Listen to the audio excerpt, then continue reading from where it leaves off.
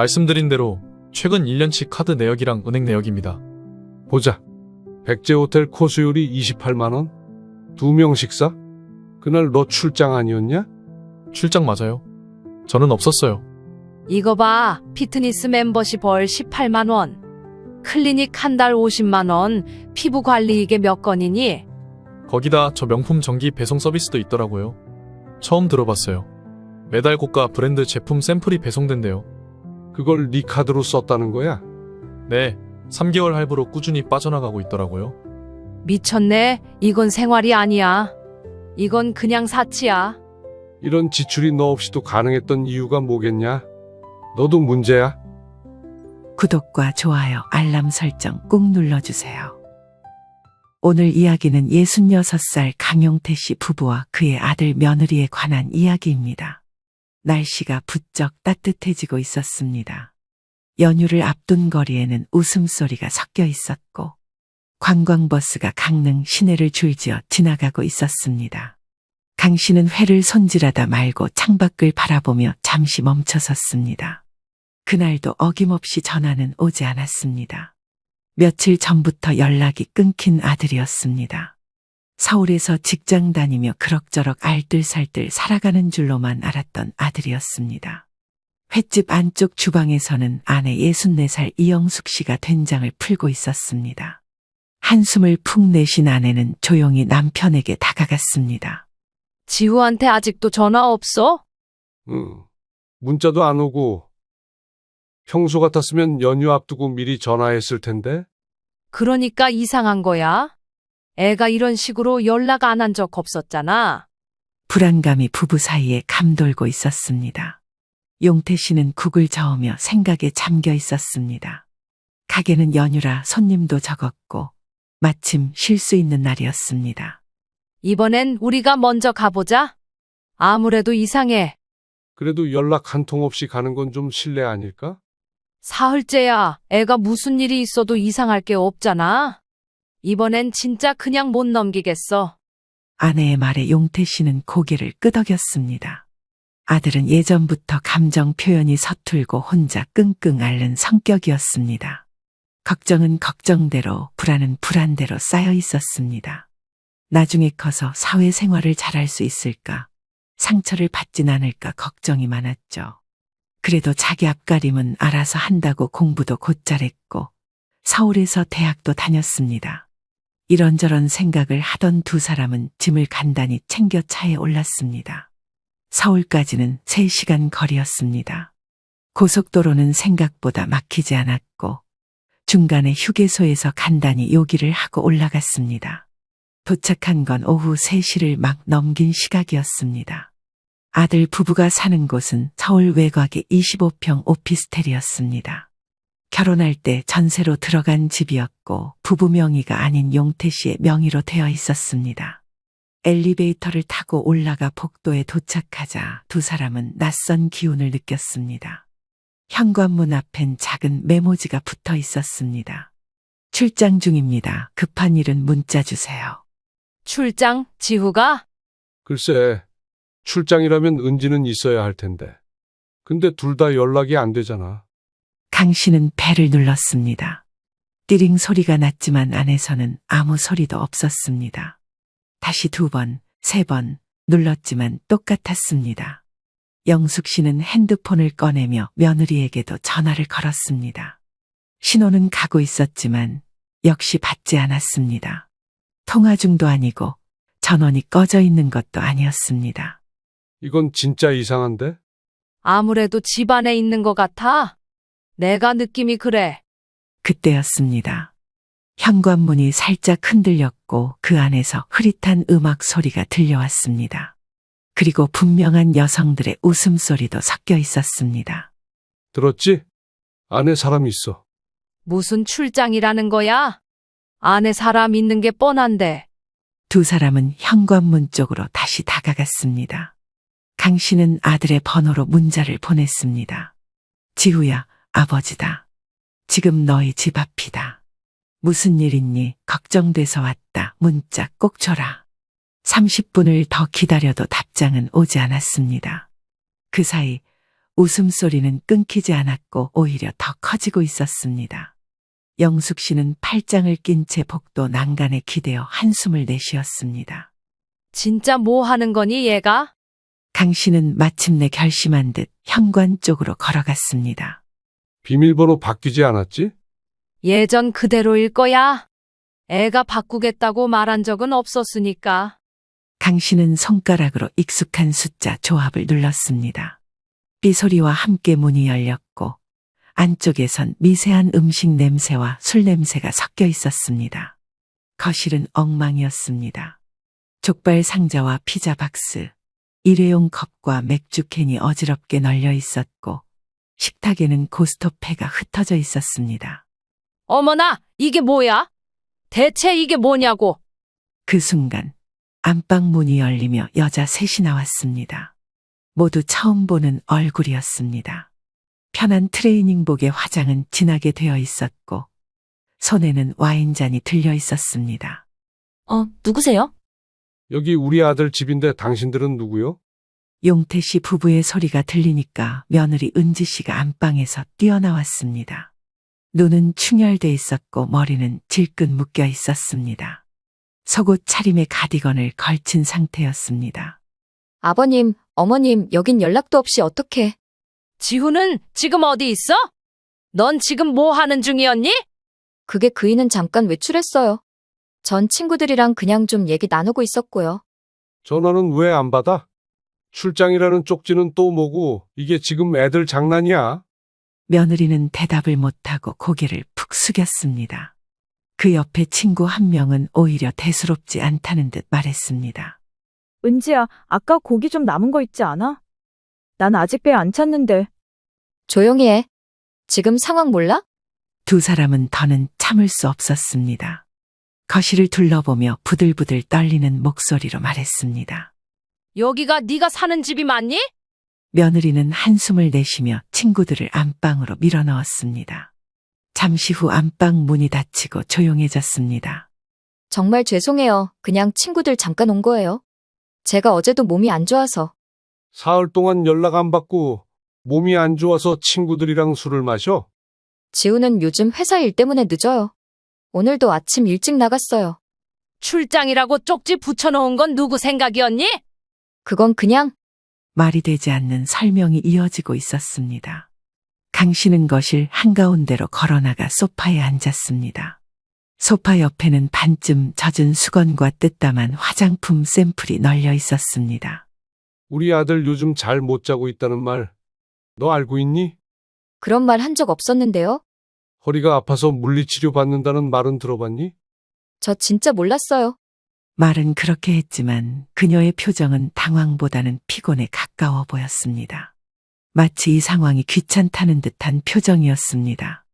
누가 보면 자기 아들만 귀히 여기는 못된 시부모라고 할 수도 있겠지만 이 상황이 납득이 가지 않는 용태 씨와 영숙 씨는 한참을 따져 물었습니다. 하지만 돌아오는 대답은 시원찮은 대답뿐이었습니다. 영숙 씨는 그 모습에 더는 말을 하지 않았습니다. 현관 신발장 앞에 앉아있던 그녀는 조용히 신발을 다시 신었습니다. 여보, 우리 나가자. 두 사람은 아무 말 없이 문을 닫고 나왔습니다. 복도를 나서는 동안 집안에서는 다시 음악이 켜졌습니다. 그 소리가 문 너머로 들려오고 있었습니다. 숙소는 근처에 있는 저렴한 호텔이었습니다. 서울에 있는 딸에게는 연락하지 않았습니다. 이런 일로 딸까지 불러들이고 싶지 않았기 때문이었습니다. 방 안 조명은 희미했고 두 사람은 각자의 침대에 앉아 있었습니다. TV는 켜져 있었지만 소리는 꺼져 있었습니다. 오히려 그게 더 적막하게 느껴졌습니다. 우리 어디서부터 잘못된 걸까? 지우가 너무 착해서 그래? 걔는 옛날부터 자기 말보다 남부터 챙겼잖아. 근데 아들은 보이지도 않고 며느리는 저 모양이고 대체 무슨 일이야? 그때 강 씨의 휴대폰이 울렸습니다. 발신자는 아들이었습니다. 지우다. 그는 곧장 전화를 받았습니다. 아버지, 전화 못 받아서 죄송해요. 넌 지금 어디 있냐? 저 지금 집이 아니라 모텔이에요. 뭐, 모텔? 며칠째 거기서 지내고 있어요. 며칠만 나가 있자 싶어서요. 아니, 집 놔두고 왜 모텔에서 자? 집에 못 있겠어요. 말끝이 길어졌습니다. 전화 너머로도 한숨이 들려왔습니다. 무슨 일이야? 네가 뭘 못 견디겠다는 건데? 은지가요, 친구들이랑 거의 매일 같이 있어요. 낮에도, 밤에도요. 제가 뭐라고 하면 화부터 내고요. 근데 왜 말 안 했어? 왜 그런 걸 숨기고 살아? 부끄러웠어요. 그냥 시간이 지나면 나아지겠지 했고요. 말하면 엄마 아버지가 속상해 하실까 봐서요. 제가 어린애도 아닌데 별거 아닌 일로 걱정 끼쳐드리는 거 싫었고요. 그제야 모든 퍼즐이 맞춰지기 시작했습니다. 며느리는 집을 마치 자신의 놀이터처럼 쓰고 있었고, 아들은 그런 생활에서 점점 밀려나고 있었습니다. 함께 사는 게 아니라 같이 존재만 하고 있었던 것이었습니다. 그러면 넌 지금 모텔에서 혼자 지내는 거야? 네, 집에선 잠도 못 자겠고 싸우는 것도 지쳐서요. 그냥 나왔어요. 회사에선 일 제대로 하고 있는 거냐? 네, 그건 괜찮아요. 근데 솔직히 정신이 없어요. 아버지 죄송해요. 네가 뭘 죄송하냐? 미안해야 할 사람은 너 아닌 것 같은데. 그 순간 영숙 씨가 휴대폰을 뺏듯 받아들었습니다. 지후야, 엄마야. 네, 엄마? 넌 지금 무슨 말이라도 해야 하는 상황이야? 우리 오늘 그 집에 직접 갔다 왔다. 친구들이랑 술 마시고 웃고 떠들고 있더라. 알아요. 다 알아요. 그래서 더 숨고 싶었어요. 이제부터는 숨지 마. 그래봤자 더 망가지는 건 너야. 아들의 목소리는 떨리고 있었습니다. 감정이 북받쳐 오르고 있다는 게 느껴졌습니다. 하지만 영숙 씨는 조용히 말했습니다. 내일 너 만나자. 엄마 아버지랑 셋이서 얘기하자. 네, 알겠어요. 내일 뵐게요. 전화를 끊은 뒤 두 사람은 한동안 아무 말 없이 앉아 있었습니다. TV 속 자막이 무음 상태로 흘러가고 있었습니다. 그 자막보다 조용한 건 두 사람의 마음이었습니다. 지우가 저렇게까지 힘들어하고 있을 줄은 몰랐어? 정말 몰랐어. 얘가 말도 안 하고 혼자 다 끌어안고 살았더라. 내가 아버지란 사람이 뭘 했나 싶다. 그날 밤 서울의 작은 모텔방에서 강 씨 부부는 잠을 이루지 못했습니다. 이불을 덮고 누워 있었지만 눈은 감기지 않았습니다. 천장만 바라보며 생각이 꼬리를 물고 이어지고 있었습니다. 다음 날 아침 서울은 연휴를 맞아 한산한 공기에 젖어 있었습니다. 두 사람은 숙소 근처 조용한 식당에서 아들을 기다리고 있었습니다. 전날 밤 전화로 약속을 잡았던 터라 둘 다 일찍부터 자리를 지키고 있었습니다. 아들은 약속 시간보다 5분 일찍 도착했습니다. 초췌한 얼굴, 퀭한 눈빛, 입술엔 생기 하나 없었습니다. 그 모습을 본 영숙 씨는 자리에서 벌떡 일어나 아들을 맞이했습니다. 너 대체 얼굴이 왜 이 모양이야? 밥은 제대로 먹고 다니는 거야? 어제 거의 못 잤어요. 그냥 머리가 복잡해서요. 앉아라. 일단 아침은 좀 먹어야지. 강 씨는 아들에게 따뜻한 국밥을 권했습니다. 하지만 아들은 숟가락을 들기 전부터 고개를 저었습니다. 입맛이 없어요. 그냥 얘기부터 할게요. 그 순간 식당 한쪽의 창문을 통해 햇살이 조용히 들어오고 있었습니다. 그러나 테이블 위 공기는 차디찼습니다. 처음부터 이렇게 된 건 아니었어요. 결혼 초기엔 진짜 고마웠어요. 은지가 저한테 잘하려고 했고, 저도 그 마음 믿었고요. 근데 점점 분위기가 바뀌었어요. 제가 회사 가고 없는 낮 시간에 친구들이 오기 시작했고, 주말에는 하루 종일 집에 있질 않더라고요. 일은 안 다닌다며? 친구들이 직장 다닌다면서 어떻게 자주 만났어? 교대 근무하는 친구들이에요. 스케줄 비는 시간 맞춰서 평일에도 종종 모였고요. 은지한테 뭐라고 하면 결혼했더니 친구도 못 만나게 하느냐고 화부터 냈어요. 그럼 너는? 같이 집에 있을 땐 뭐 하고 있었는데? 저요? 안방에 들어가 조용히 책 읽거나 혼자 방에 있었어요. TV 켜면 시끄럽다고 하고 말 붙이면 피곤하다고 해서요. 애초에 밥은 해주긴 하니? 그게 몇 달 전부터는 아예 배달 시켜 먹자고 하더라고요. 가끔 삼각김밥 하나 던져주거나요. 강 씨는 눈을 질끈 감았습니다. 가슴속이 뒤틀리는 느낌이었습니다. 너 그런 생활을 하고 있었단 말이야? 엄마 아버지한테 말하면 안 될 것 같았어요.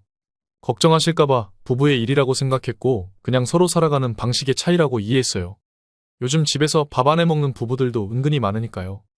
걱정 안 하게 하려고 네가 망가지는 걸 우리 두고 보라고? 그게 효자야? 죄송해요. 한순간 테이블 위엔 무거운 침묵이 흘렀습니다.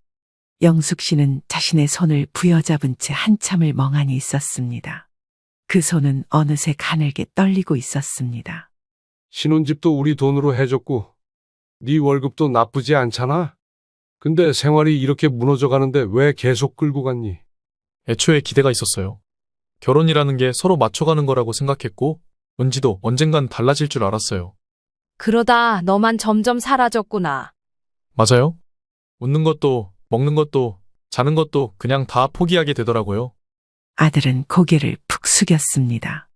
그가 입고 있는 셔츠는 다림질도 되지 않은 채 구겨져 있었고 눈가에는 깊은 주름이 생겨 있었습니다. 카드도 사실 다 제가 내는 거예요. 은지 명의는 아니에요. 결혼하고 2달 뒤부터 월급 카드 제가 맡긴 이후로 쭉 그랬어요. 네가 왜 그런 짓을 했니? 사랑이었어요. 저는 그게 당연한 줄 알았어요. 그러다 너만 뼈 빠지게 벌고 며느리는 친구랑 놀고 술 먹고 그런 거였지. 네, 제가 퇴근해서 집에 가면 그 집엔 저만 없더라고요. 그 말에 영숙 씨는 눈시울을 붉혔습니다. 말로는 다 설명되지 않을 그 허탈함이 그 한 문장에 다 들어 있었습니다.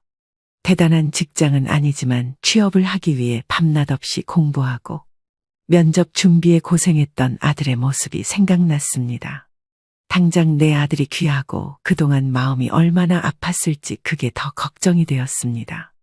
영숙 씨는 가슴이 미어졌지만 꼭 참아냈습니다. 그래서 나온 거구나. 그래서 모텔로 간 거구나. 더는 못 견디겠더라고요. 하루 이틀 나가 있자고 시작한 게 벌써 일주일 됐어요. 어디서 자는지도 모르고 연락도 안 되고 엄마 아버지는 그 시간에 지옥을 살았어. 죄송해요. 정말 죄송해요. 그 순간 영숙 씨는 핸드백에서 작은 메모장을 꺼냈습니다. 그 종이에는 전날 보았던 집안의 물건들, 친구 수, 음식물 잔해까지 빼곡히 적혀 있었습니다. 이건 네가 기억해. 이건 우리가 본 장면이야. 네가 아니었으면 우리 이 장면 못 봤을 거야. 지우야, 네? 은지한테 기회를 준 거지. 아직도 기회를 주고 있는 거냐? 솔직히 아직 모르겠어요. 강 씨는 자리에서 천천히 일어났습니다. 카페 유리창 밖으로 햇살이 번지고 있었고 그 안쪽의 그림자는 짙어지고 있었습니다. 그럼 지금부터는 네가 결정해야 할 시간이다. 아버지는 더 이상 아무 말 안 하마. 네가 눈 뜨고도 망가질지 아니면 정신 차릴지는 너한테 달려있다. 네가 선택한 사람이고 네가 선택한 인생이야. 그 인생에서 어떤 결과를 가져올지 또한 네가 결정해야 할 문제라는 거야. 그 말에 아들은 고개를 떨군 채 아무 말도 하지 못했습니다. 그러나 그의 눈가엔 처음으로 명확한 감정이 떠오르고 있었습니다. 후회와 혼란 그리고 분노였습니다. 무엇보다도 자신에게 화가 나 있는 표정이었습니다. 그렇게 아들은 용태 씨 부부와 헤어진 뒤 다시 숙소로 돌아가지 않았습니다. 그는 조용히 혼자 걸었습니다. 오전 내내 아무 생각 없이 서울 시내를 걷다가 결국 자신도 모르게 아버지 숙소 근처로 발걸음을 옮기고 있었습니다. 그날 오후 강 씨는 아내와 함께 숙소 안에서 간단히 점심을 차려 먹고 있었습니다. 현관 벨이 울렸습니다. 문을 열자 고개를 숙인 아들이 서 있었습니다. 또 무슨 일 있냐? 말씀 못 드린 게 있어서요. 그냥 다시 와도 괜찮을까 싶어서요. 너야말로 잘 왔다. 앉아봐라. 아까 못다 한 얘기 있는 거지? 아들은 묵묵히 고개를 끄덕였습니다. 그리고 부모 앞에 앉자마자 두 손을 맞잡고 고개를 숙였습니다. 아버지, 엄마, 이제 진짜 말할게요. 그냥 들킨 기분에 아무 말도 못했어요.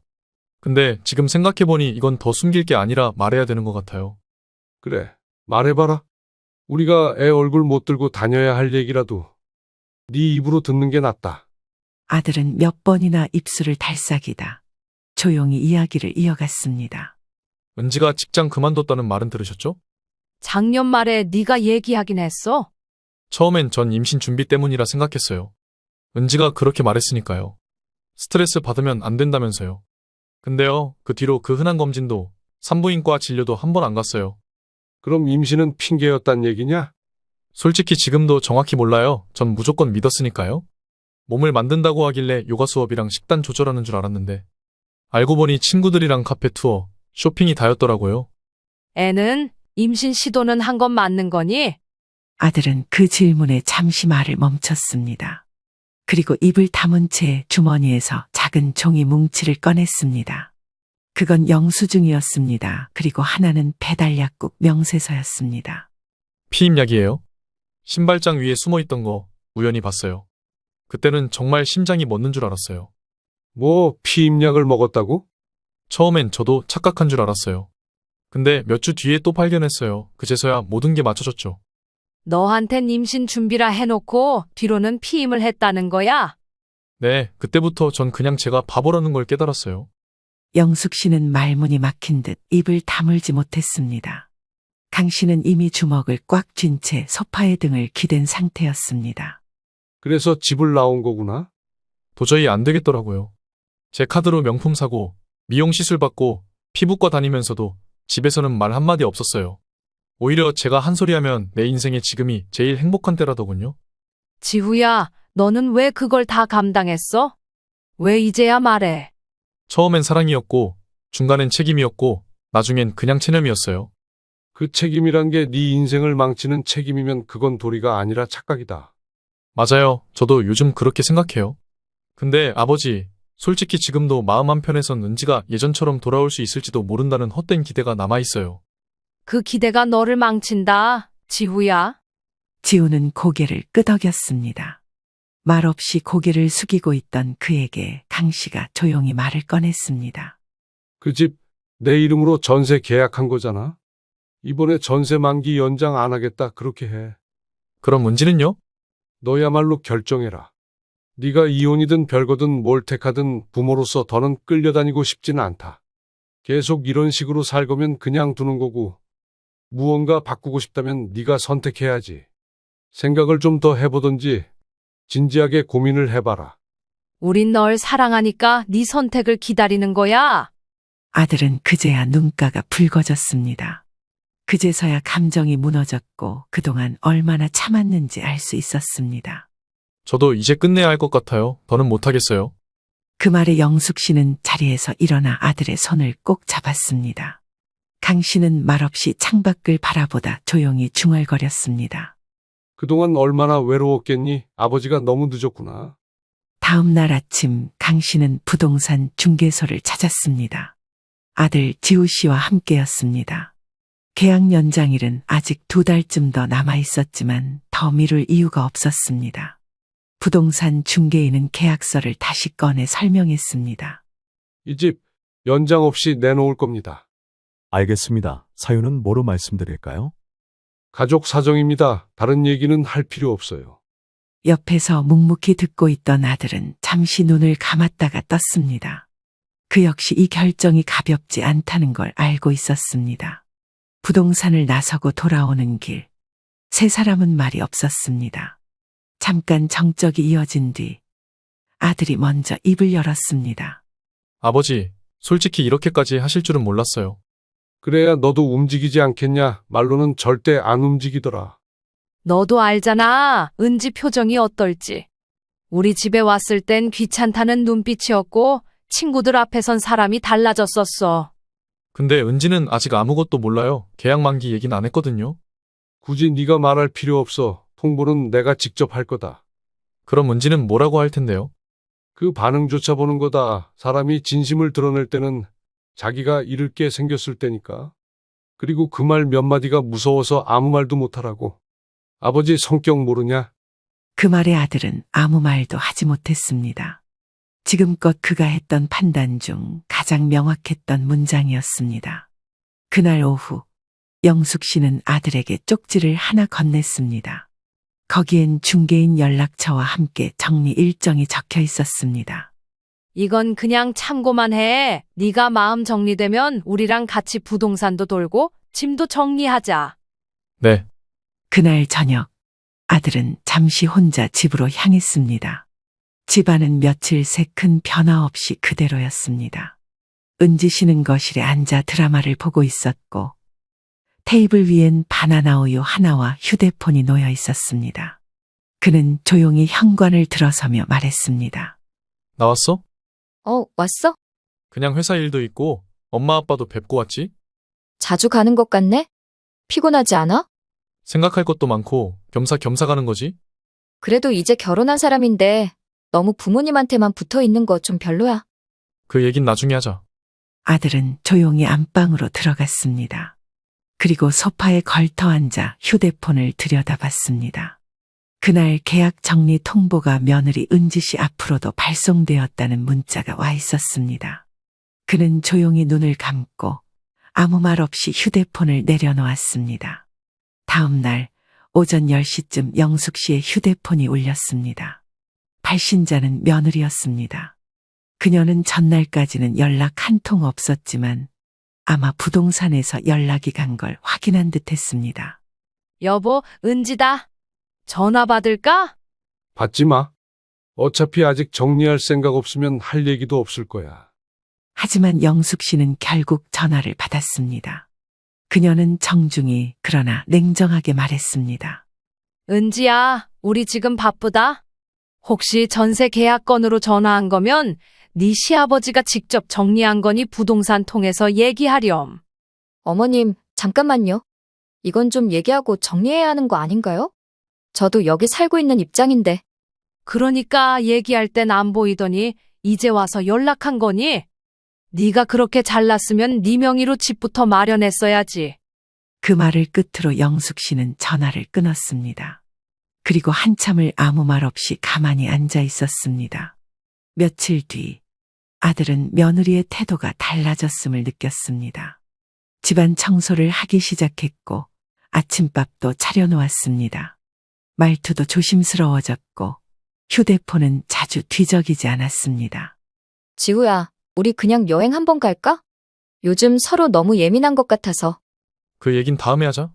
그는 더는 며느리에게 감정적으로 휘둘리지 않았습니다. 그 모든 반응이 진심이 아닌 집을 잃을 위기에서 벗어나기 위한 행동이었으니까요. 이제부터는 너도 보는 눈을 가져야 한다. 누가 너를 사랑해서 챙기는 건지, 네가 가진 걸 보고 붙어 있는 건지. 네, 아버지 말씀이 맞아요. 마지막 기회야. 네가 주는 게 아니라 네가 판단할 수 있는 기회. 이번엔 놓치지 마라. 아들은 고개를 끄덕였습니다. 서울 강남의 어느 프랜차이즈 카페 앞. 햇빛은 따뜻했고 지나가는 사람들 대부분이 커피 한 잔 들고 여유를 즐기고 있었습니다. 그 평화로운 풍경 가운데 한 여자가 테이블에 핸드폰을 세워놓고 화면을 응시하고 있었습니다. 그녀는 며느리 서은지 씨였습니다. 화장은 한껏 자연스럽게 했고 머리는 질끈 묶은 상태였습니다. 옆에 놓인 물티슈와 종이컵에는 미리 준비한 듯한 연출의 흔적이 엿보였습니다. 그녀는 핸드폰에 SNS 앱을 켜고 라이브 방송 버튼을 눌렀습니다. 화면 속에는 눈물 고인 듯한 눈매로 말문을 열었습니다. 안녕하세요. 사실 이렇게 얼굴 드러내고 말하는 게 너무 두렵고 창피하지만 제 상황을 좀 알리고 싶어서요. 그녀의 목소리는 잠겨 있었고 감정을 억누르는 듯 들렸습니다. 몇몇 시청자들이 라이브에 입장했고 실시간 댓글이 달리기 시작했습니다. 무슨 일인데요? 천천히 말씀하세요. 제가 결혼한 지 이제 3년 됐어요.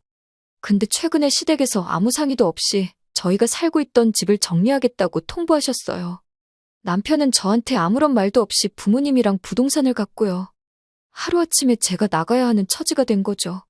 그녀는 고개를 숙이며 휴지를 꺼내 눈가를 닦았습니다.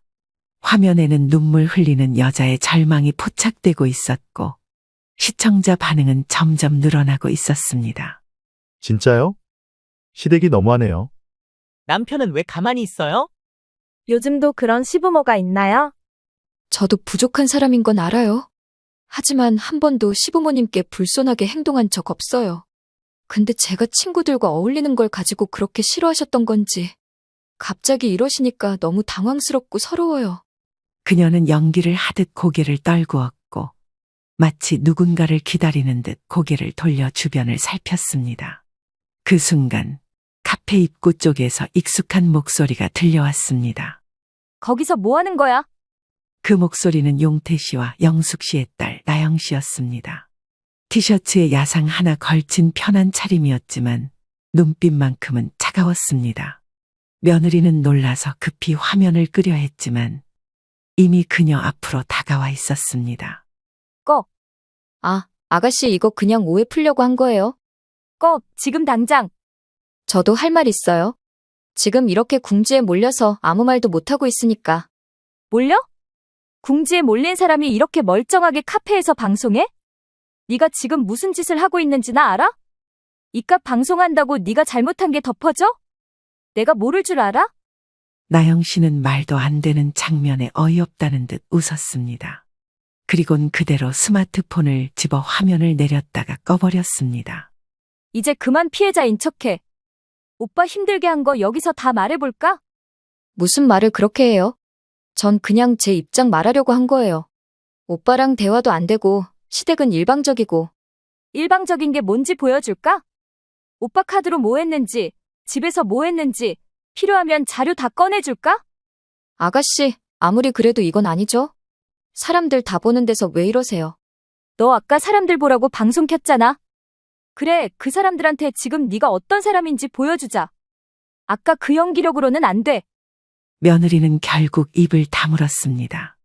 카페에 있던 몇몇 사람들도 이상한 기운을 느끼고 그녀를 바라보고 있었습니다. 너 오빠가 얼마나 참고 산 줄 알아?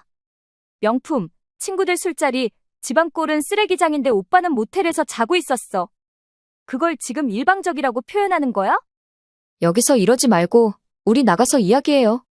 너 SNS 할 시간에 반성부터 해. 지금 이 상황을 연기처럼 대하지 말고 네가 만든 결과라는 걸 직면하라고. 그리고 나가서 이야기를 왜 해? 쪽팔린 건 아나보지? 그런 사람이 감정 파리하려고 이딴 짓을 해? 도대체 생각이 있는 거야, 없는 거야? 그 말에 며느리 은지 씨는 아무 대답도 하지 못한 채 시선을 돌렸습니다. 그동안 SNS로 공감받고 위로받는 게 익숙해졌던 그녀는 현실의 정면 충돌에 당황하고 있었습니다. 다시 방송 켜면 가족들이 뭐라 하든 네가 신고를 하든 뭘 하든 내가 직접 나설 거야. 진짜로 다 얘기할 거니까 알아서 해. 내 성격 몰라? 눈에는 눈, 이에는 이, 받은 거 배로 돌려주는 사람이야. 잘 생각해. 나영 씨는 그 말만 남기고 자리를 떴습니다. 그 뒷모습은 강하고 단단해 보였습니다.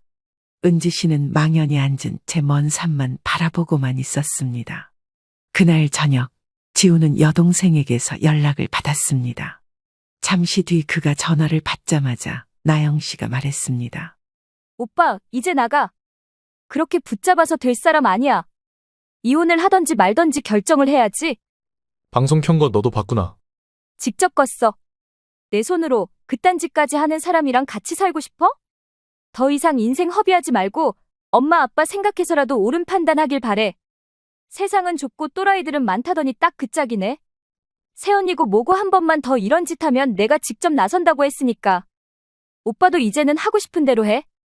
우리 가족 그런 방식으로 흔들릴 만큼 가볍지 않아. 나머진 오빠가 마무리해. 당당하고 뚝심 있는 여동생의 말에 지우 씨는 한동안 아무 말도 하지 않았습니다. 하지만 그 전화 한 통에 마음속 어딘가가 정리되기 시작한 듯 했습니다. 서울 한적한 카페의 창가 자리. 지우는 노트북을 펼쳐놓고 조용히 앉아 있었습니다. 옆엔 미리 뽑아놓은 통장 사본과 카드 사용 명세서가 파일처럼 정리돼 있었습니다. 그는 지난 1년간의 지출 내역을 다시 들여다보고 있었습니다. 수백 건의 결제 기록이 머릿속을 어지럽게 했습니다. 이게 내가 허락한 적도 없는 거였는데? 그는 노트북 화면을 넘기며 출처 불명의 결제를 하나하나 체크해 갔습니다. 그 중에는 명품 구독 서비스, 미용 클리닉 정기 결제, 오프라인 럭셔리 브랜드 매장 결제 내역이 반복되고 있었습니다. 그리고 빈칸으로 처리된 무통장, 송금 개인 계좌 항목도 여럿 보였습니다. 지우 씨는 고개를 감싸쥐었습니다. 그동안 아내에게 맡긴 월급 통장은 그저 가족의 생활비 계좌가 아니었던 겁니다. 그 순간 그의 휴대폰이 울렸습니다. 발신자는 어머니 영숙 씨였습니다. 지후야, 지금 시간 괜찮니? 네, 엄마, 잠깐 얘기하실래요? 너 뭐 좀 정리하고 있다 했잖아. 우리 지금 근처니까 네가 보여준다는 그거 지금 봐도 될까? 지우는 곧바로 부모가 있는 숙소로 향했습니다. 손에는 명세서 파일과 노트북 가방이 들려 있었습니다. 숙소 테이블 위에는 찻잔 2개가 놓여 있었고, 영숙은 아들을 보자마자 의자에 앉으라 손짓했습니다. 말씀드린 대로 최근 1년치 카드 내역이랑 은행 내역입니다. 보자. 강 씨는 노트북 화면을 넘기며 눈을 찌푸렸습니다. 하나하나 지출 항목을 보자니 말문이 막혔습니다. 백제 호텔 코스요리 28만 원? 2명 식사? 그날 너 출장 아니었냐? 출장 맞아요? 저는 없었어요. 이거 봐. 피트니스 멤버십 월 18만 원? 클리닉 한 달 50만 원? 피부 관리 이게 몇 건이니? 거기다 저 명품 전기 배송 서비스도 있더라고요. 처음 들어봤어요. 매달 고가 브랜드 제품 샘플이 배송된대요. 그걸 네 카드로 썼다는 거야? 네, 3개월 할부로 꾸준히 빠져나가고 있더라고요. 미쳤네. 이건 생활이 아니야. 이건 그냥 사치야. 이런 지출이 너 없이도 가능했던 이유가 뭐겠냐? 너도 문제야? 제가 눈치챘을 땐 이미 늦었어요. 그때도 제가 참 바보 같았죠. 지우 씨는 파일을 넘기며 스스로도 고개를 절레절레 흔들었습니다. 그 안에는 미처 다 지우지 못한 결제 문자 캡처도 들어 있었습니다. 지후야, 이건 진짜 너도 위험할 수 있어. 통장 관리하는 사람이 본인 아닌데 이 정도면 저기 룸살롱 같은데 결제된 건 뭐야? 그날 은지가 친구들이랑 뭐 먹는다고 했던 날인데 결제는 새벽 1시에 됐더라고요. 위치는 종로 쪽이고요. 그거 경찰서 가야 하는 건 아니냐? 요즘 세상에 이런 카드 남용이면. 솔직히 아직 신고할 생각은 없어요. 그냥 정리하고 싶을 뿐이에요. 정리는 해야지. 네가 버텨서 여기까지 왔잖아. 정리한다면서 왜 망설이냐? 지금도 그런 거냐? 아니에요. 이제 더는 못 버틸 것 같아요. 그 말에 영숙 씨는 조용히 고개를 끄덕였습니다. 이제야 비로소 아들의 결심이 느껴졌습니다. 지금부터는 네가 단호해야 한다. 이걸 보여줬다는 건 이제 더는 못 견디겠다는 뜻이지? 맞아요. 이젠 끝을 봐야 할 것 같아요. 그럼 가자. 오늘부터 네가 네 돈 다시 관리해. 그날 저녁 지우는 은지에게 통장 해지 사실과 카드 정지 사실을 통보했습니다. 그녀는 처음에는 조용히 듣고 있다가 결국 버럭 소리를 질렀습니다. 지금 그게 무슨 소리야? 나한테 아무 상의도 없이 그런 걸 막아? 상의할 일 아니었어? 이건 내 돈이고 이제 내 인생이야. 그래도 이렇게 갑자기? 나 무시해도 정도가 있지. 나한테 생활비는 줘야 할 거 아니야. 넌 생활한 게 아니야? 소비만 했지. 그게 무슨 말이야? 내가 뭘 그렇게 잘못했는데. 너도 알아. 그러니까 더 이상 말 안 할게. 각자 갈 길 가자. 지우 씨는 짐을 챙기기 시작했습니다. 이제 그는 은지 씨에게 더는 설득하거나 설명하지 않았습니다. 다만 모든 결정을 말없이 행동으로 보여주고 있을 뿐이었습니다. 그의 손에는 서류 봉투 하나가 들려 있었습니다. 그 속엔 이혼 신청서를 출력해둔 원본과 통장 정리 내역, 카드 해지서가 함께 들어 있었습니다. 조용히 화장대 위에 두고 용태 씨 부부가 있는 숙소로 향했습니다.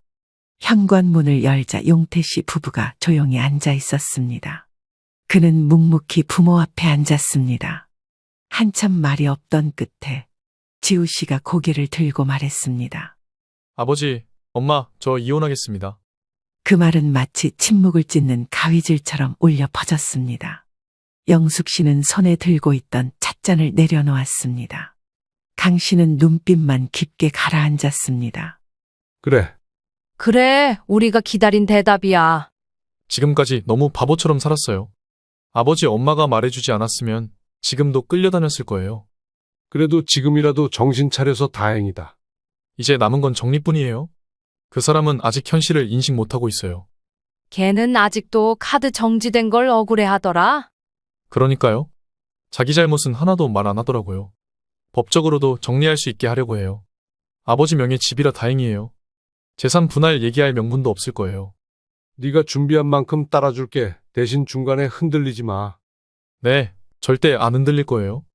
그날 저녁 집으로 돌아온 지우 씨는 마지막으로 집안을 한 바퀴 둘러보았습니다. 그는 이제 곧 이 집을 비우게 될 것임을 알고 있었습니다. 은지 씨는 거실 소파에 앉아 있었고 TV는 켜져 있었지만 소리는 들리지 않았습니다. 얘기 좀 하자. 무슨 얘기? 우리 이제 그만하자. 뭐? 이혼하자고. 나 더는 너랑 못 살겠어. 화장대 위에 서류 두고 간 거 봤지? 은지 씨는 한동안 아무 말 없이 그를 바라보다 이내 웃었습니다. 그 웃음은 당황보다는 비웃음에 가까웠습니다. 그래서 카드 정리하고 통장 회수한 것도 그 수순이야? 응? 그래, 참 잘했다. 대단하네. 나를 이렇게까지 몰아가야 속이 후련했어? 난 널 몰아간 적 없어. 그냥 내 인생을 지키기로 한 거야. 이혼 진심이야? 응, 더는 널 믿을 수 없어. 내가 뭘 그렇게 잘못했는데? 네가 정말 몰라서 묻는 거면 더 할 말 없어. 지우 씨는 조용히 자리를 떴습니다. 그는 옷 몇 벌을 챙기고 문 앞에 운동화를 신은 채 잠시 멈췄습니다. 그 순간 은지 씨가 거실에서 무릎을 꿇었습니다. 자기야, 제발 한 번만 더 생각해줘. 나 진심이야. 진짜 이번엔 잘할게. 늦었어. 기회는 진작에 다 줬어? 내가 이렇게 무릎 꿇고 비는데도 너는 그렇게 냉정할 수 있어? 응, 그래야 네가 이제라도 현실을 마주하니까. 지우 씨는 그렇게 현관을 나섰습니다. 문이 닫히자 은지 씨는 그 자리에 무너져 주저앉았습니다. 다음 날 지우 씨는 부모와 함께 가족회의를 했습니다. 조용한 가정식당 안에서 셋은 차분히 앉아 있었습니다. 정리 절차는 네가 다 하니? 네, 서류는 접수했고요. 다음 주에 첫 조정 날짜 나올 거예요. 그럼 당분간은 어디 있을 거냐? 근처에 원룸 알아봤어요. 바로 이사할 거예요. 짐은 최대한 줄였고요. 지금 힘들지? 아니요, 오히려 후련해요. 그 말에 부모는 서로를 바라보며 조용히 고개를 끄덕였습니다. 이제부터는 너 삶을 살아라. 우리가 도와줄 수 있는 건 여기까지다. 그걸로 충분해요. 정말 감사합니다. 며칠 뒤 은지 씨는 지우 씨에게 마지막으로 연락을 시도했습니다. 하지만 그 연락은 닿지 않았습니다. 그녀는 잘 찾아오지도 않던 용태 씨 부부의 가게까지 내려왔습니다. 입구에 무릎 꿇고 앉아있던 그녀를 본 영숙 씨는 고개를 저으며 가게 문을 잠갔습니다. 그때 나영 씨가 등장했습니다. 그녀는 말없이 수조에서 물을 퍼왔고 그대로 은지 씨에게 부었습니다. 오빠 인생에 더 이상 끼지 마. 물이 더럽다고? 아니, 너한테 흘러내리는 이 물이 너랑 어울려. 은지 씨는 소스라치며 벌떡 일어났습니다. 그녀의 입에서 말은 나오지 않았습니다. 꺼져, 다시는 여기 나타나지 마. 우리 가족은 이제 널 안 받아. 널 사람 취급도 안 할 거라고. 헤어질 거면 깔끔하게 헤어져. 그렇게 기회 줄 땐 반성의 기미조차 없더니 여기가 어디라고 기어들어와? 너 같은 거 우리 가족 시켜줄 생각 꿈에도 없으니까 당장 꺼져. 그 한마디로 모든 게 끝났습니다. 지우 씨는 서류를 정리하며 한마디를 남겼습니다. 이제야 숨이 쉬어지는 것 같아요. 가을이 되자 서울 하늘은 한결 맑아졌습니다. 지우 씨가 이사한 지 한 달이 되어가고 있었습니다. 서울 외곽의 작은 원룸, 13평 남짓한 공간이었지만 누구의 방해도 받지 않고 편히 숨 쉴 수 있는 공간이었습니다. 이사 후 가장 먼저 한 일은 헬스장 등록이었습니다. 매일 퇴근 후 1시간씩 운동을 하고 돌아와 간단히 샐러드나 된장찌개를 직접 끓여 먹는 생활. 예전 같으면 상상도 못했던 일들이었습니다. 그날 저녁 운동을 마치고 집으로 돌아와 앉은 책상 앞에 노트북을 펼쳤습니다. 메일함에는 회사 업무 관련 내용이 몇 건 와 있었고 그 아래엔 한 통의 문자 알림이 떴습니다. 요즘도 잘 지내고 있는 거니? 아버지는 가게 마치고 지금 야외 정리 중. 집 근처 오면 얼굴 좀 보여줘. 늘 보고 싶단다. 지우 씨는 웃었습니다. 이전 같으면 그 짧은 메시지에도 죄책감과 미안함이 가득했지만 지금은 담담했습니다. 응, 저 잘 지내고 있어요. 이번 주 주말엔 내려갈게요. 답장을 보낸 그는 스탠드를 켜고 책장을 꺼냈습니다. 혼자 사는 공간의 장점은 밤에 무언가를 읽든 조용히 울든 아무도 눈치채지 않아도 된다는 점이었습니다. 토요일 오후 지우 씨는 강원도의 본가로 내려갔습니다. 오랜만에 보는 부모의 얼굴은 여전히 따뜻했습니다. 가게 앞 주차장에 도착하자 용태 씨가 먼저 나와 있었습니다. 왔냐? 네, 가게는 괜찮으세요? 요즘은 관광객도 많고 뭐 손은 바빠도 마음은 편하다. 가게 안으로 들어서자 영숙 씨는 김치찌개를 끓이고 있었습니다. 지우는 주방 쪽으로 다가가 인사를 건넸습니다. 엄마, 향이 좋네요. 네가 오니까 창거리도 손이 가더라. 밥 먹고 가게 정리 좀 도와줘. 그럼요, 얼마든지요. 식사 후 지우 씨는 아버지와 함께 해질 무렵에 바닷가를 걸었습니다. 짙은 주황빛이 바다 위로 퍼지고 있었고 파도 소리는 잔잔하게 이어지고 있었습니다. 혼자 지내보니 어때? 처음엔 어색했는데 이제는 조용한 게 좋네요. 저한텐 이런 시간이 필요했어요. 그 애는 어떻게 됐냐? 마지막으로 메일 한 통 왔었어요. 그냥 잘 살라는 인사 정도 읽고 지웠어요. 그래, 미련 두지 마라. 사람은 한 번 사는 거다. 누구한테 휘둘리며 살기엔 인생이 너무 짧아. 아버지 말씀, 요즘은 정말 와닿아요. 두 사람은 말을 멈추고 잠시 바다를 바라봤습니다. 과거의 흔적은 모래처럼 발밑에 묻혀 있었고 파도는 그것들을 조금씩 씻어내고 있었습니다. 저녁이 되어 가족 모두가 가게 옆집에 모였습니다. 나영 씨까지 내려와 있었고 거실에는 오랜만에 웃음소리가 가득했습니다. 오빠, 얼굴 좋아졌네. 살도 좀 붙은 것 같고. 누가 나 먹여 살려줘야 얼굴이 펴지나 봐. 나영이, 너는 말은 왜 그렇게 하니? 어쨌든 네 오빠도 이제 잘 살려고 하는데. 엄마, 저건 칭찬이에요. 오빠가 이렇게 사람다워진 거 오랜만이니까요. 오랜만에 온 거니 내일도 하루 더 쉬고 가라. 그러고 싶어요. 아버지랑 바닷가 한 번 더 걷고 싶네요. 그날 밤 지우 씨는 혼자 마당에 앉아 하늘을 올려다봤습니다. 별이 떠 있었고 달빛은 잔잔했습니다. 그 순간 휴대폰이 진동했습니다. 지우는 화면을 내려다보고 피식 웃었습니다. 그건 회사 동료가 보낸 메시지였습니다. 강대리, 다음 워크숍 때 발표 자료 잘 부탁해요. 요즘 분위기 좋습니다. 힘내요. 네, 저도 요즘 기운 나네요. 꼭 잘해볼게요. 문자를 보낸 후 그는 휴대폰을 내려놓았습니다. 그리고 조용히 중얼거렸습니다. 저 이제 괜찮아요. 진짜 괜찮습니다. 아침이 되자 지우 씨는 마당 한편에서 고양이 밥을 챙기고 있는 어머니를 도왔습니다. 그녀는 뒤돌아보며 말했습니다. 다시 시작하는 게 어렵지만 처음부터 혼자인 것보다 낫지? 네, 엄마, 이제는 혼자여도 안 무서워요. 그럼 됐다. 네 인생 이제부터 네가 만들어. 그 한마디가 지우 씨에게 가장 큰 위로가 되었습니다. 다시 혼자가 되었지만 마음만은 든든했습니다. 지금 이 순간 그 누구보다 가장 든든한 가족들과 함께하고 있으니까 말이죠. 시청자 여러분, 오늘 이야기 어떠셨나요? 여러분들의 생각을 아래 댓글에 공유해 주세요. 너희는 내가 무슨 봉으로 보이냐? 엄마를 봉으로 보다니? 그리고 엄마가 도와주기로 했잖아. 네가 살림 사는 거 배우고 싶다고 해서 도와줬던 거지. 이런 식으로 나한테 다 맡길 생각이었다는 걸 알았다면 오지도 않았어. 그리고 박서방 자네도 그러는 거 아냐? 내가 이 나이에 사위 속옷까지 손수 빨아줘야 하냐? 그냥 빨래하시는 김에 겸사겸사. 그렇다고 제가 할 수는 없는 거잖아요. 이 세상에 할 수 있는 것과 없는 게 뭐가 있다고 그래? 앞으로는 너희 인생 너희가 알아서 살기나 해. 지금까지는 내 집에서 편하게 생활했지만 이제 너희가 나가거나 월세를 내거나 둘 중 하나를 하든가 해. 엄마, 딸이 힘들어하는데 도와주는 게 그렇게 힘들어? 어떻게 그럴 수 있어? 장모님, 이제는 저희가 집안일도 많이 할 테니까 한 번만 봐주세요. 네. 오늘 이야기는 서울에 사는 64세 김 부자님이 보내주신 사연입니다.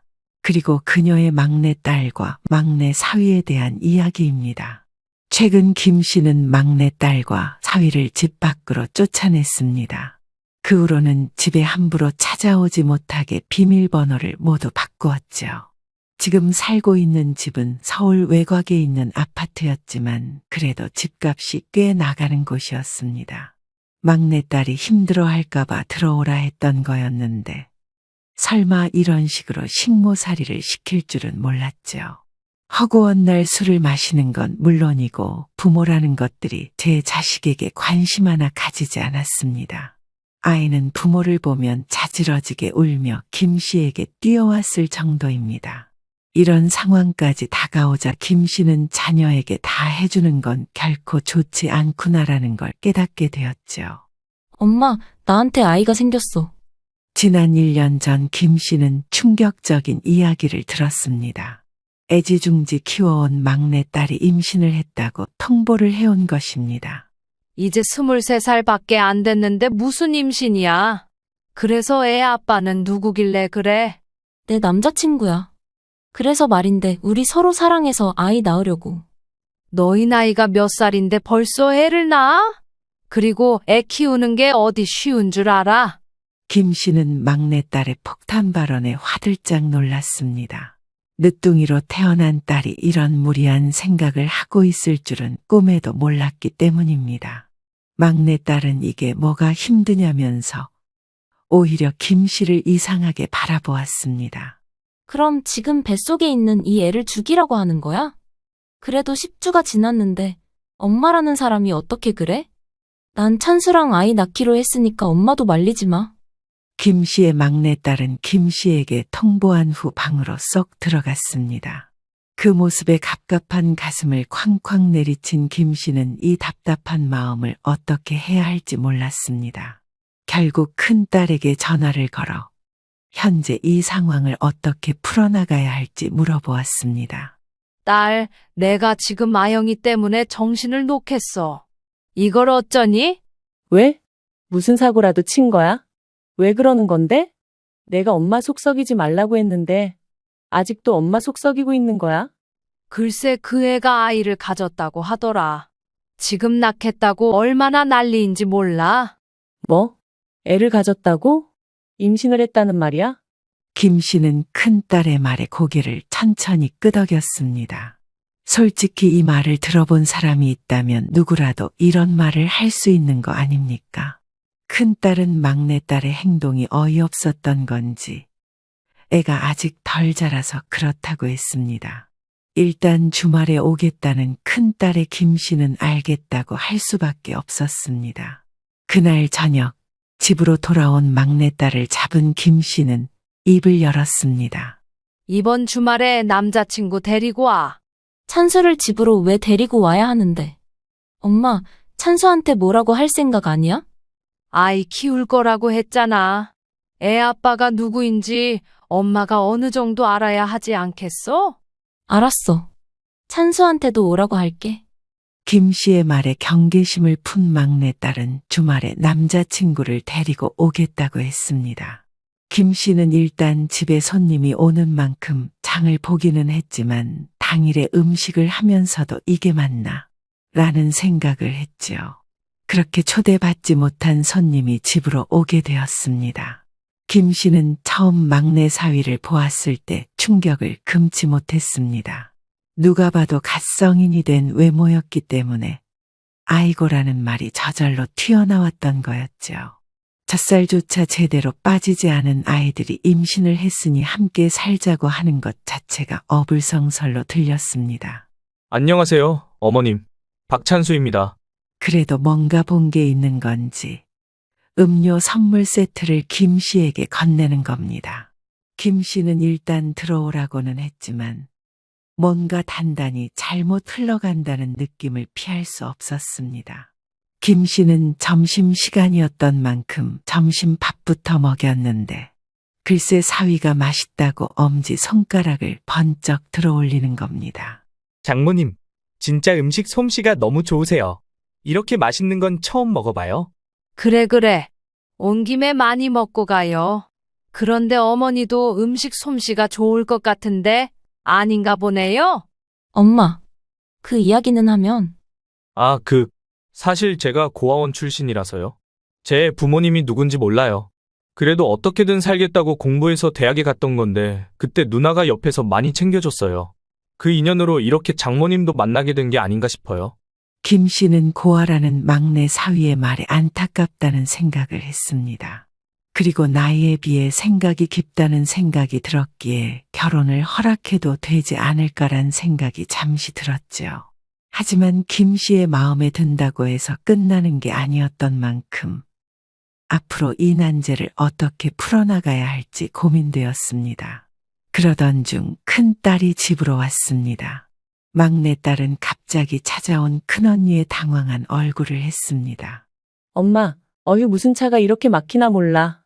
이거 시댁에서 가져온 건데 어머님이 엄마한테 가져다 드리래. 아이고, 김치를 주셨어? 감사하다고 나중에 꼭 전해드리고. 그런데 아영이랑 있는 사람은 누구야? 오늘 손님 있기로 한 거면 나중에 올 걸 그랬네. 어차피 알게 될 건데 뭘. 글쎄, 아영이가 결혼하겠다고 데리고 온 애야. 결혼? 박아영, 네 나이가 몇 살인데 벌써부터 결혼을 논하고 있어? 사실 막내딸이 가장 무서워하는 게 바로 큰딸이었습니다. 김 씨는 남편이 도박을 하는 바람에 이혼을 선택했습니다.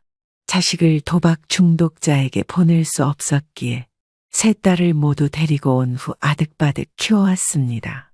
항상 일한다고 밖에 있었던 터라 큰딸이 두 딸을 모두 키웠을 정도였습니다. 이렇다 보니 막내딸도 제 언니를 가장 무서워했던 겁니다. 그럼 어떡해? 나 임신 10주래. 그럼 애를 죽여? 아니면 부모 없는 자식으로 만들어? 그래서 애를 가진 게 자랑이야? 언니도 낳아서 키우고 있잖아. 내가 뭐가 부족해서 안 돼. 그리고 우리도 이런저런 생각 많이 했고 계획도 짜놨어. 그러니까 언니가 뭐라고 할 일이 아니라는 거지. 그날 막내딸은 처음으로 큰딸에게 대들었습니다. 큰딸은 앞뒤 생각 없이 말하는 막내딸이 답답했던 것인지 테이블 앞에 앉아서 조곤조곤 말했습니다. 그럼 말해줄게. 너희들이 정말 생각을 하고 살고 있는지. 그리고 아영이 남자친구? 하여튼 아이 아빠, 어차피 아영이보다 어리니까 말 놓을게.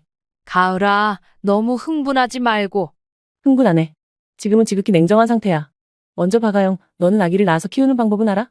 애를 낳는 순간 엄마라는 이름 하에 개인 시간이 사라지는 건데 충분히 감당할 자신이 있어? 그거야. 네가 여행 가는 거랑 친구들이랑 노는 거 좋아하는 애란 걸 내가 뻔히 알고 있는데 네가 그 모든 유혹을 참을 수 있을까 싶다. 큰딸은 막내딸에게 그렇게 말한 후 시선을 돌렸습니다. 바로 막내딸의 남자친구, 즉 막내 사위를 향해서였지요. 두 번째, 돈은 어떻게 충당할 생각인지 물어볼까? 앞으로 아이를 키우면 월 200만 원은 그냥 들어갈 거야. 의식주를 해결하려면 적어도 300만 원은 벌어야 할 텐데 그걸 충당할 자신은 있고? 그래서 지금부터 아르바이트를 2개 정도 더 늘려볼까 해요. 아르바이트를 늘린다라. 일하는 시간이 늘어나면 아이는? 부모랑 아이가 보내는 시간이 얼마나 중요한데 그걸 버리겠다고? 정상적인 직장을 구하지 않는 이상 제대로 된 양육은 힘들걸. 큰딸은 그 후로도 1시간이라는 시간 동안 막내딸과 막내 사위에게 온갖 말을 했습니다. 그런데 김 씨가 들어도 현실적인 부분만 꼭꼭 집어낸 이야기들이라 말릴 생각조차 들지 않았습니다. 한참 동안 이야기를 듣던 막내딸은 결국 폭발해버렸고 김 씨에게 도움의 눈을 했습니다. 그걸 찰떡같이 본 큰딸은 김 씨에게 아무 말 하지 말라고 했습니다. 도움의 눈길은 보내지 마.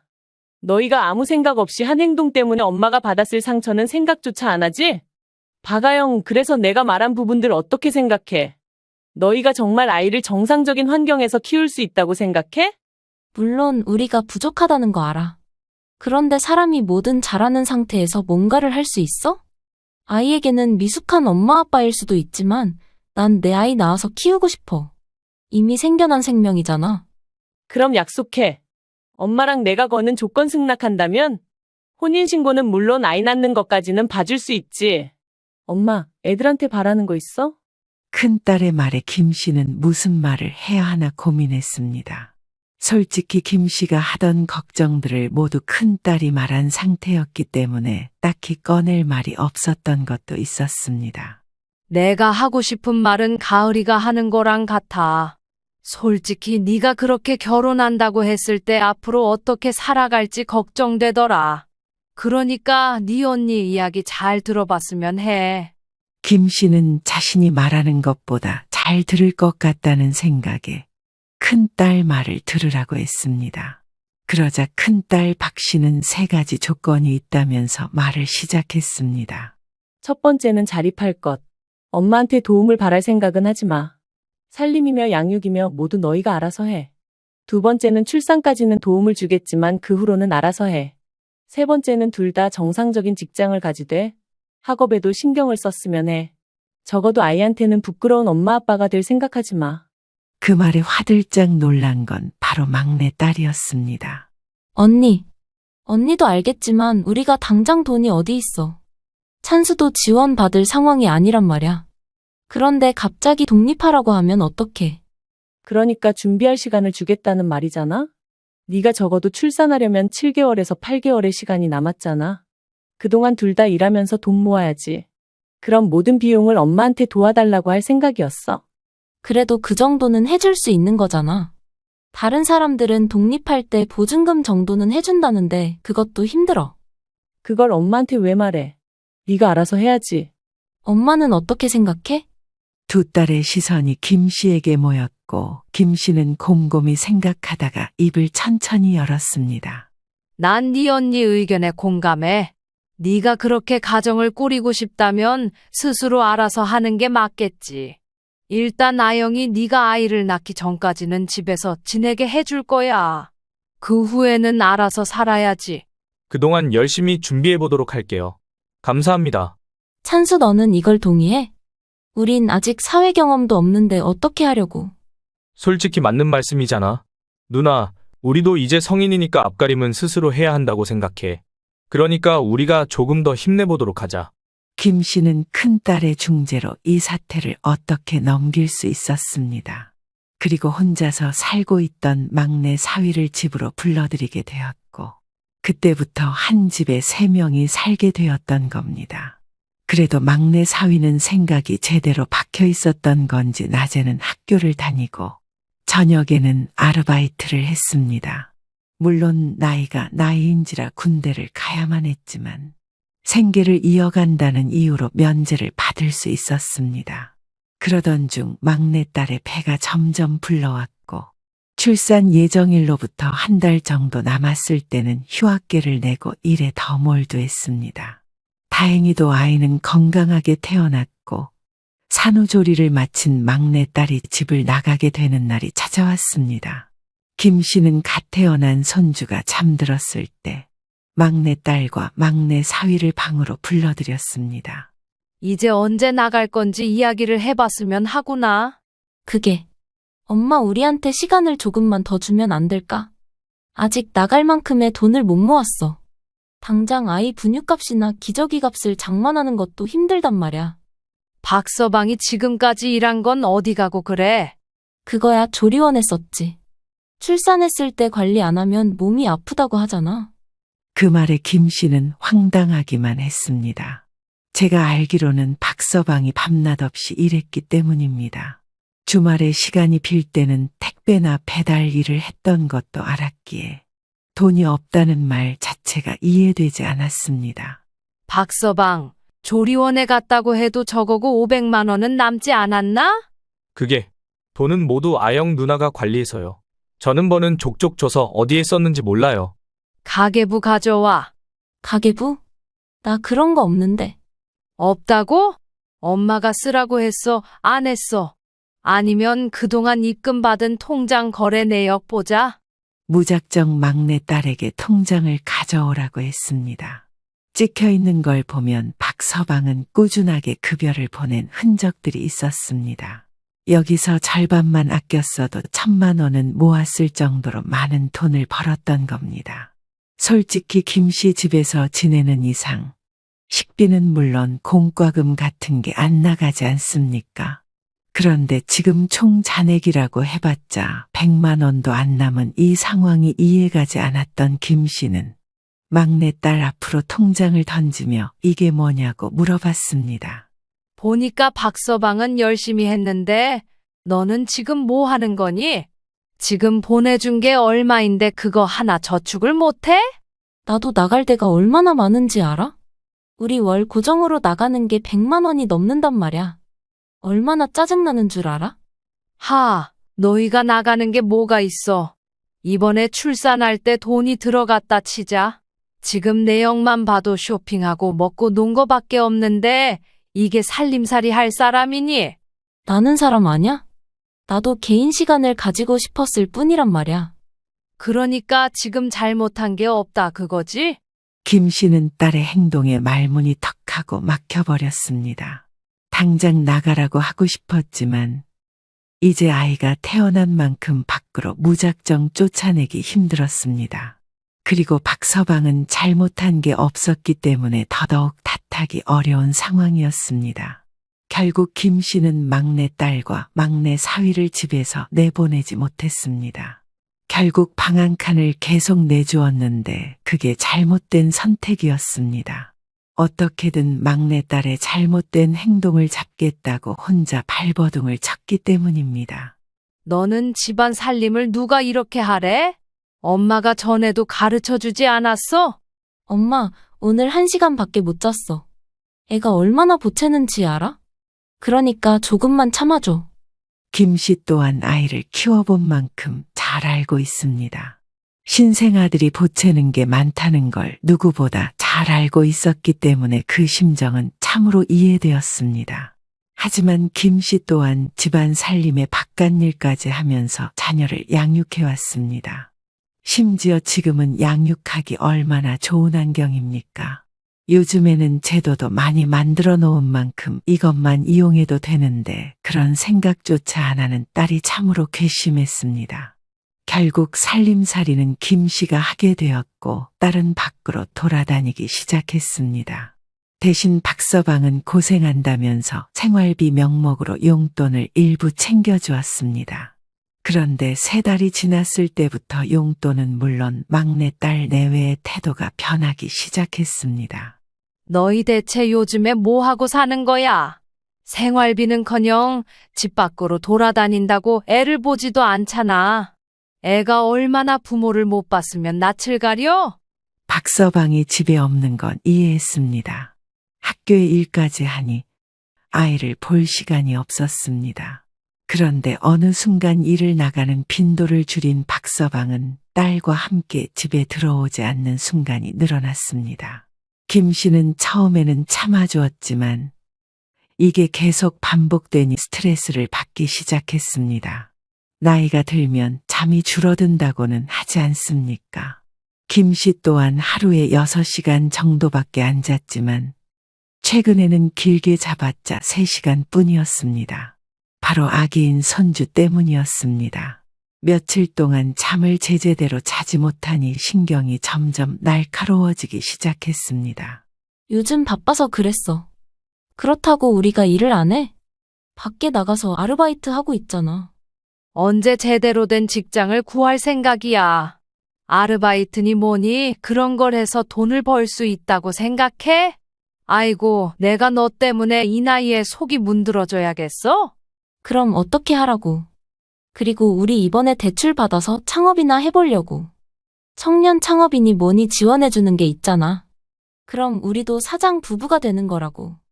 뻔뻔한 막내딸의 말에 김 씨는 말이 나오지도 않았습니다. 지금 먹고 살기 힘든 와중에 어떻게 대출을 받겠다는 건지 그게 이해가 가지 않았습니다.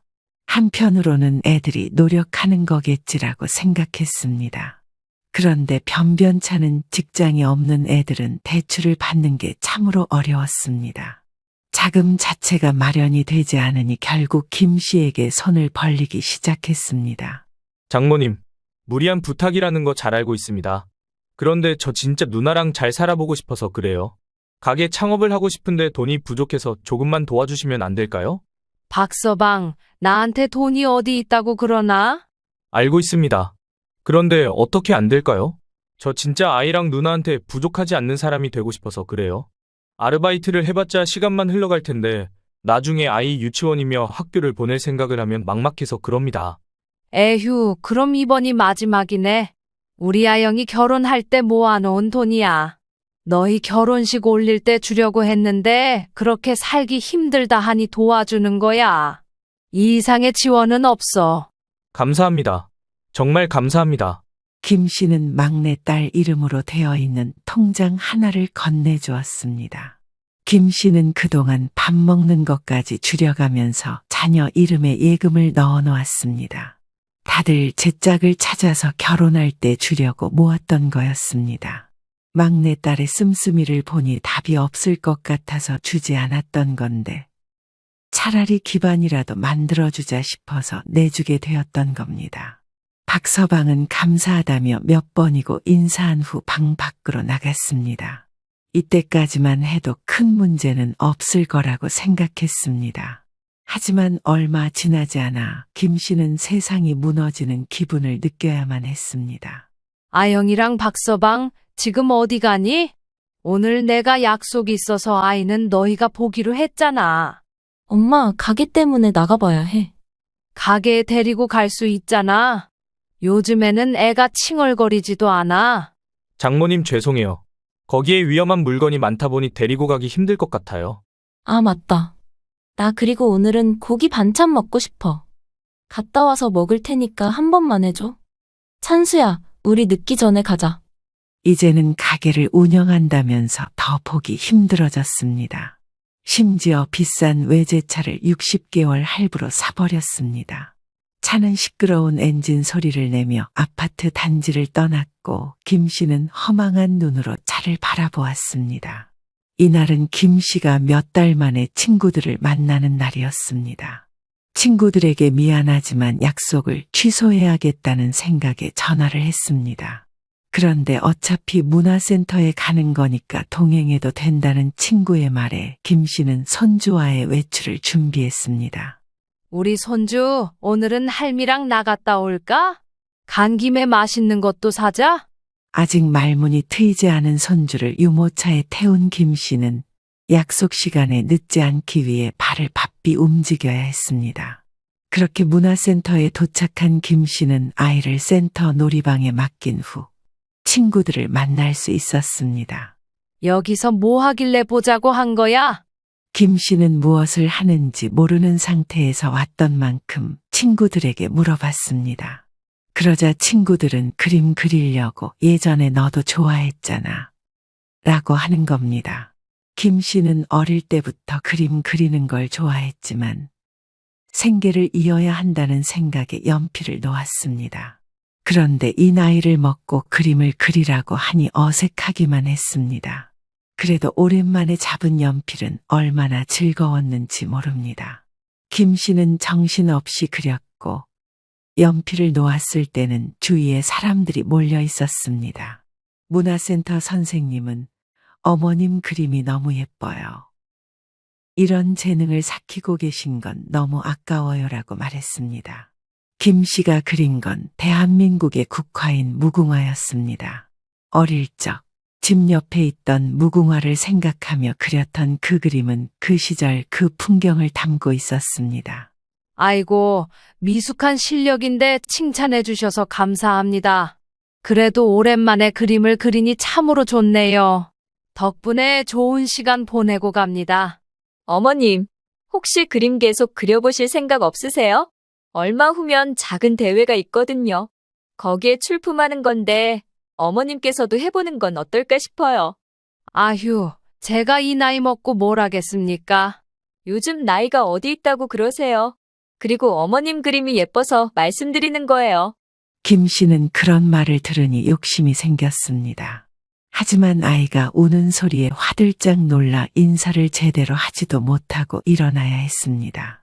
물론 김 씨도 그림을 그리는 걸 좋아했기 때문에 그런 대회에 출품을 한번 해보고 싶었습니다. 다만 지금은 여건 자체가 좋지 않았기에 망설여졌던 거였습니다. 집으로 가기 전 마트에서 장을 보는데 스케치북과 연필이 눈에 들어왔고 결국 홀리듯이 구매하게 되었습니다. 그날 이후 간간히 그림을 그렸고 그 시간은 김 씨에게 있어서 현재를 잊게 해주는 유일한 순간이 되었습니다. 손주의 얼굴, 햇볕에 비치는 식물 등 그릴 것은 참으로 넘쳐났습니다. 그런데 이런 유일한 취미를 방해한 건 바로 막내 딸이었습니다. 엄마, 대체 방에서 뭘 하길래 빨래가 이래? 내가 이거는 손빨래 해야 한다고 말했어, 안 했어? 미안해. 엄마가 잊었나 보다. 다음부터는 손빨래 해줄게. 됐어. 이미 다 상해버렸잖아. 그냥 새로 샀으니까 다음부터 빨래 제대로 해줘. 그리고 밥 반찬은 새로 할 생각 없어? 요즘 맨날 같은 것만 먹으니까 질리잖아. 막내딸은 김 씨에게 살림살이에 대한 불평불만을 쏟아내기 시작했습니다. 그러던 중 김 씨의 침대 옆에 놓인 스케치북을 발견했고 그걸 가져가서는 하나하나 넘겨보았습니다. 뭐야, 요즘 엄마 그림 그려? 아, 그래서 밖으로 자꾸 나가는 거였구나. 그런데 엄마, 그 나이에 그림을 그리는 건 웃기지 않아? 요즘 실력 좋은 애들이 많은데 누가 엄마 그림을 본다고 그래? 그냥 집에서 살림이나 제대로 해.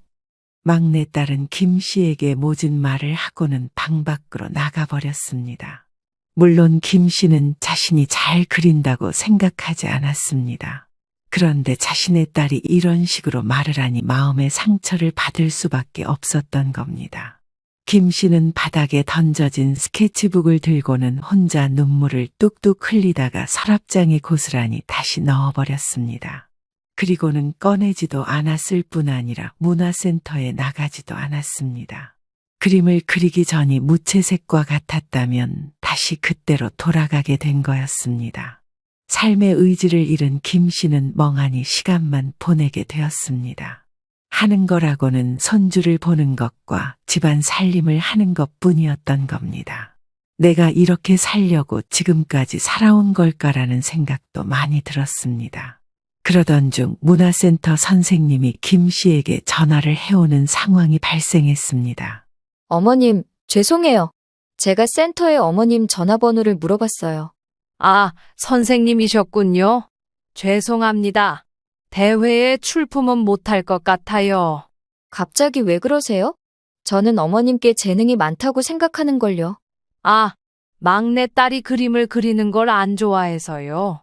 집안 살림 문제로 조금 다툰 터라 그림을 그리는 게 좀 힘드네요. 어머님, 지금까지 자식을 키우느라 고생하셨잖아요. 이제는 어머니 인생을 즐기실 필요도 있다고 생각해요. 김 씨는 강 선생님의 말에 흠칫했습니다. 그리고는 지금까지 나를 위해 살아간 적이 있나라는 생각을 했습니다. 오로지 세 자매를 키우기 위해 헌신했던 기억밖에 없었던 김 씨는 지금이라도 뭔가를 새로 해보고 싶다는 생각이 들었습니다.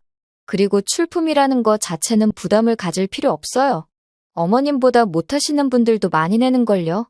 어머님이 그리신 그림은 뭔가 아련한 감정을 담고 있어서 많은 분들이 좋아하실 거예요.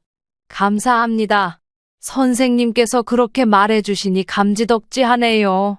그림, 조금만 고민해보다가 말씀드려도 될련지요? 물론이지요. 다음 주 주말까지 신청 마감이니까 그 전에만 말해주세요.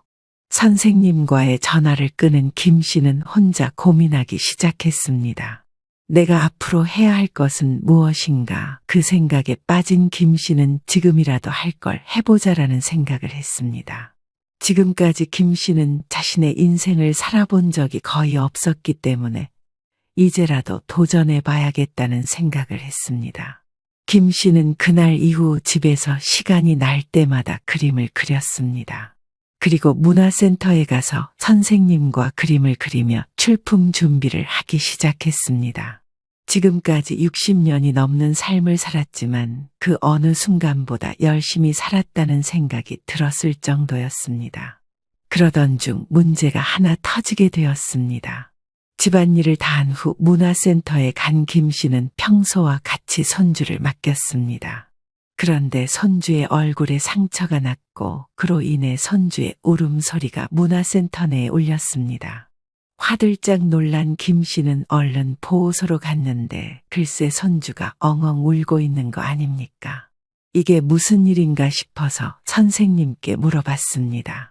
알고 보니 손주가 로봇을 가지고 노는데 그게 탐이 났던 3살짜리 형이 빼앗았다는 겁니다. 김 씨는 그럴 수도 있지라고 생각했지만 아직 아기인 손주는 눈가가 짓무르도록 엉엉 울어버렸습니다. 결국 그림 그리기를 포기한 김 씨는 손주를 데리고 집으로 돌아와야만 했습니다. 그런데 아이의 얼굴을 본 막내 딸이 난리가 난 겁니다. 엄마, 대체 뭘 했길래 애가 얼굴이 퉁퉁 부었어? 혹시 울 때 안 달랬어? 안 달래다니? 너는 애가 우는데 안 달래겠니? 지금 눈가가 짓무른 거 안 보여? 이렇게까지 우는데 엄마는 대체 뭐 했어? 설마 그림 그린다고 애한테 눈을 뗀 거야? 집에 돌아온 후 작품으로 출품할 그림을 그리고 있던 김 씨는 막내딸의 말에 슥 치웠습니다. 그 모습을 본 막내딸은 확 빼앗아 들더니 그림을 쭉쭉 찢어버렸습니다. 김 씨는 그때 마음이 무너지는 기분이 들었습니다. 내가 온 힘을 다해서 그리던 그림이 그렇게 갈기갈기 찢기는 순간이 찾아오다니 라고 생각한 김 씨는 막내딸에게 소리를 질렀습니다. 내가 그림을 그리는 게 그렇게 잘못했니? 내가 뭘 어떻게 했다고 그래? 뭘 했는지 몰라서 그래? 엄마, 그 나이 먹고 무슨 그림을 그려? 집에서 집안일 하고 살아. 괜히 밖으로 돌아다녀서 분란 일으키지 말고. 장모님, 이번에는 저도 말씀드리기 어려워요.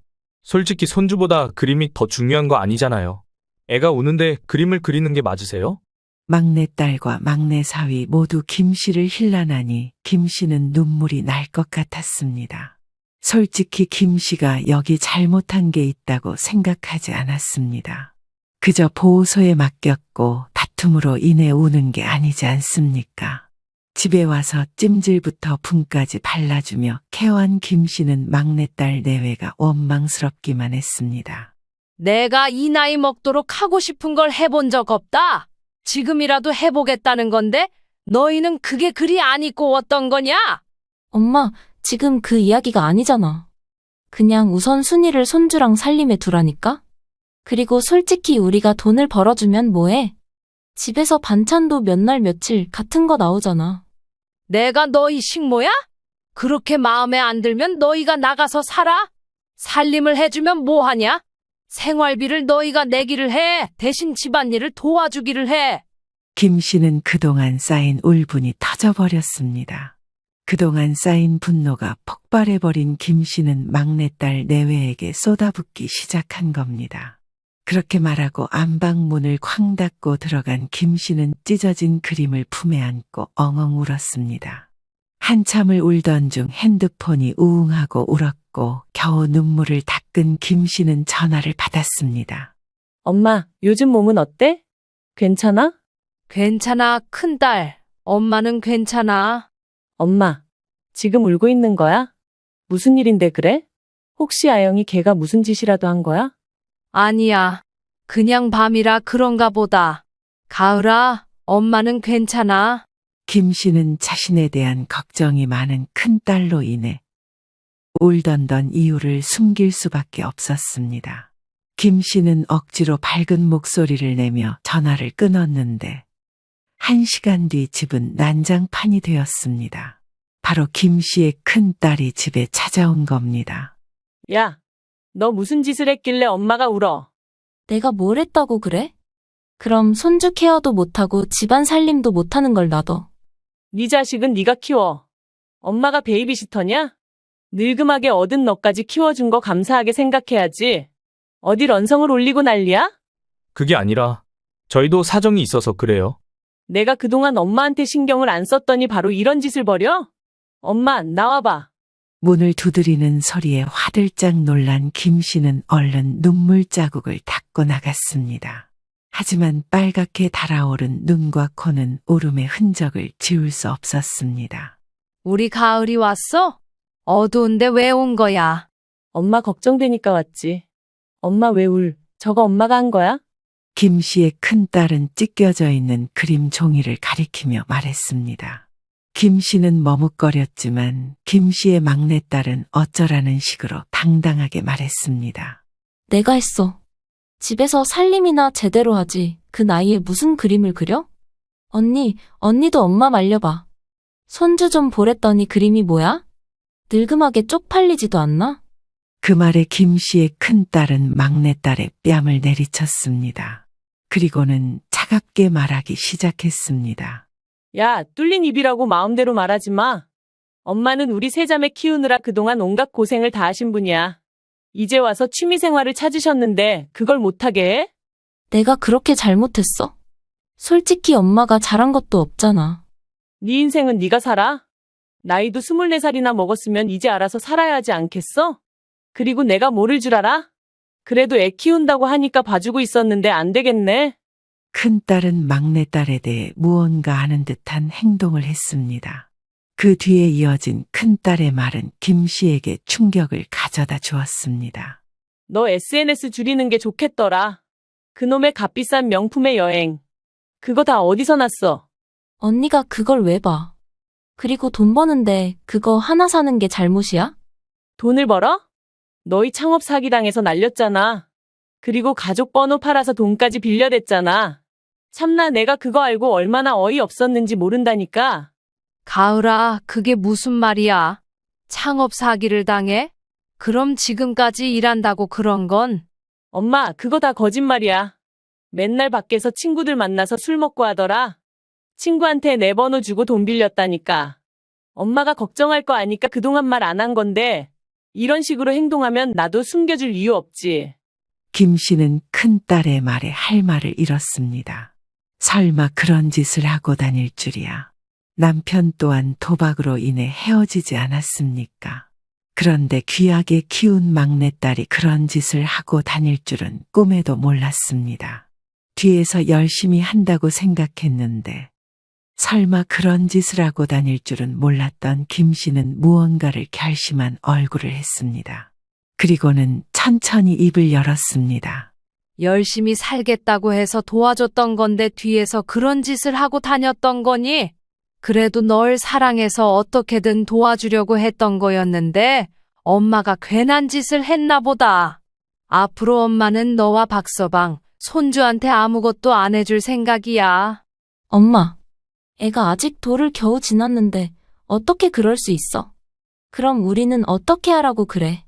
그건 알아서 해야지. 원래는 출산하면 내보낼 생각이었어. 그러니까 많은 시간을 준 거 아닐까?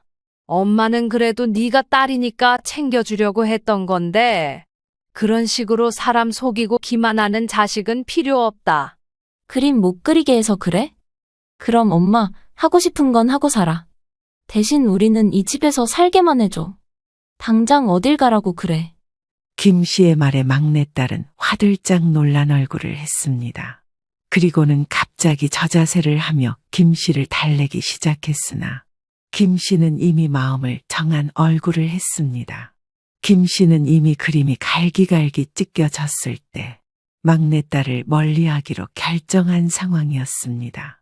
그리고 결정타를 날린 것이 바로 큰딸의 발언이었을 뿐입니다. 엄마는 이미 결정했어.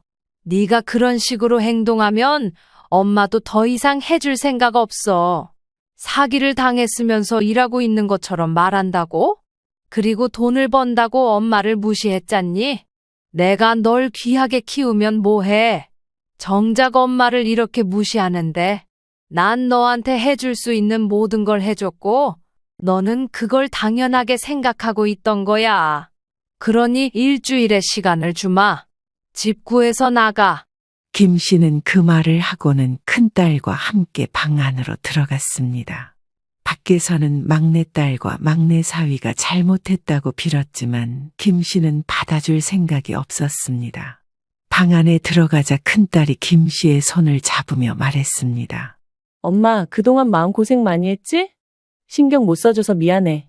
아니야, 엄마는 괜찮아. 그러니까 우리 딸은 미안해하지 않아도 돼. 그냥 엄마가 후회하는 건 아영이를 제대로 키우지 못한 부분이지. 그래도 큰딸이 내 힘이 되어줘서 얼마나 좋은지 몰라. 엄마, 혹여나 말하지만 그냥 받아줄 생각은 안 하는 게 좋아. 엄마도 그럴 생각이야. 그리고 엄마도 이제 하고 싶은 걸 해볼까 해. 이번에 선생님이 대회에 출품해보라고 하더라. 잘 됐네. 그동안 엄마 하고 싶은 것도 못했을 텐데 이참에 해보자. 내가 옆에서 많이 도와줄 테니까 걱정하지 마. 김 씨는 딸의 든든한 지원에 감동스럽기까지 했습니다. 김 씨는 그림을 선생님의 도움을 받아 그림을 그렸고 출품을 했습니다. 그리고 막내딸과 막내 사위는 집 밖으로 쫓아냈습니다. 물론 손녀에게 못할 짓이라는 건 잘 알고 있지만 이번 기회에 버릇을 고치면 안 될 것 같다는 생각이 들었기 때문입니다. 엄마 나 많이 힘들어서 그래.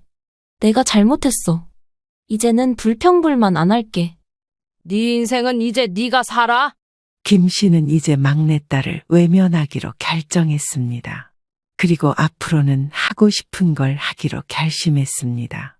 이제는 그리고 싶은 그림도 마음껏 그리고 평화로운 노후 생활을 보낼 수 있길 바라면서 오늘도 연필을 쥔 손을 열심히 움직입니다.